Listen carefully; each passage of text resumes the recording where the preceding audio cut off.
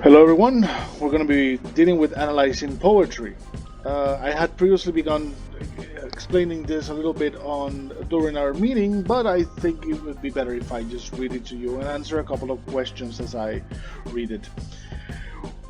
When we're reading a poem, just to move it along rather quickly here, when we're reading a poem, we have to pay attention to certain elements to see if they are there and what to do with them. We gotta pay attention if there's figurative language, the form, the arrangement of the poem, and see if we can understand or find another type of message if it's there.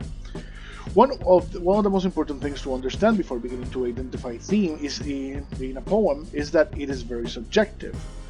Like theme in fiction, it is something that may vary from person to person. This means that let's say you could see something in the poem that I don't see, and vice versa.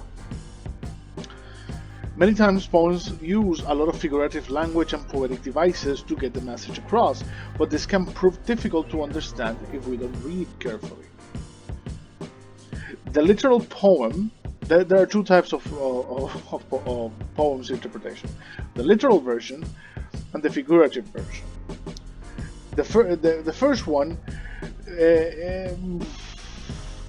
doesn't try to go to give it more than its normal meaning. It's literal, it's clear. If it's a poem about nature, it'll talk about the grass, the trees, the air, everything. But it's not going to try to make a symbolism out of it. Now, a poem that deals with figurative language and symbolism will go deeper. You could use water as something to represent cleanliness, or purification, or life. It could use a smile to mean love, peacefulness, childlike wonder. There are many ways that they can help you to identify what type of poem it is. For number one, read the title. This can help you get an idea of the general subject matter. However, it's not always the case. Read to see if the title is directly related to the theme, or if it is figurative. Like, for example, I call my poem "The Jungle," and I talk all about how welcome to the jungle. I talk all about the city that I live in. Read the poem carefully and completely. Identify any part you think is most important and any unfamiliar words that you may need clarification on. Try to figure out what they mean. Do the same with figurative language to get an idea of what it means. Whether or not the poem is figurative, symbolic, or literal, there may come a time that you find words that are hard to understand. They may come or concepts that are hard to understand. Because even if I'm not trying to be symbolic, I could just talk about the electromagnetic force in my brain spasming and creating activity in my heart. I'm not being figurative. There is electromagnetic energy going off in my brain. It spasms and it sends messages to my heart to beat. That's true, but what processes that? Is that really a thing? Do I need to study more about biology to understand it? In figurative language, it's even harder. You have to be capable of understanding all the meanings of one word. Ask yourself what the poem is trying to address. Ask yourself questions about what the poem says, what message does it want to bring across, etc. Establish what you think the poem means. Once you have an idea about what the poem may mean, put it into words or into writing. Read it again. Read the poem keeping in mind what you thought it was about.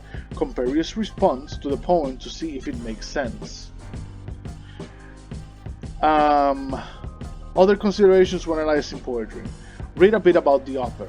Many poets use their lives and personal experiences as well as familiar surroundings into poetry. This is 100% true. There is no. Emily Dickinson wrote about a billion things and about hundreds of poems about the world and everything. But she was a very secluded woman, right? She didn't live outside. She didn't run with people. She didn't visit the rest of the world. She just knew a very enclosure, a very close part. Consider the time when it was written.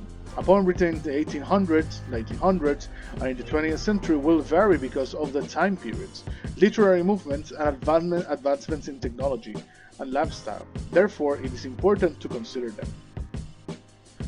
How to analyze a poem. Read the poem. What do you think the poem is about? Observe words, important phrases, point of view, etc. Storm by H.D. You crash over the trees, you crack the live branch, the branch is white, the green crushed. Each leaf is rent like split wood. You burden the trees with black drops. You swirl and crash. You have broken off a weighted leaf. In the wind, it is hurled out, whirls up and sinks a green stone. If you guess that the poem describes what happens when a storm hits a tree or trees, you're correct. This is a literal poem because the subject matter, title, and description refers to a storm. Let's try this one. Letters by Ralph Waldo Emerson. Every day brings a ship.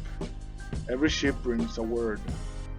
Well, for those who have no fear, looking seaward well assured that the word the vessel brings is the word they wish to hear. This poem is figurative.